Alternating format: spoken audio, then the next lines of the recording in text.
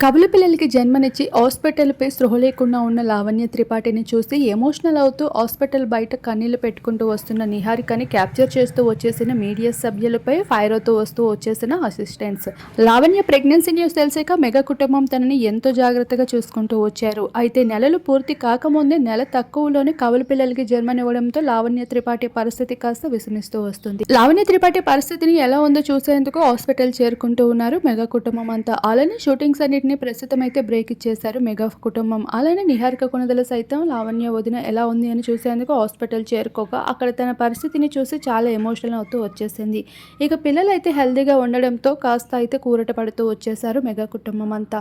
ఇకపోతే నిహారిక కొణిదెల లావణ్య పరిస్థితిని చూసి కాస్త ఎమోషనల్ అవుతున్న కొన్ని విజువల్స్ ని మీడియా వాళ్ళు క్యాప్చర్ చేస్తూ వచ్చేశారు. లావణ్య శ్రీమంతాన్ని కూడా ఎంతో సింపుల్ గా జరిపిస్తూ అసలు పెద్దగా సోషల్ మీడియాలో ఎటువంటి ఫోటోని షేర్ చేయకపోవడానికి కారణం కూడా నిహారికనే.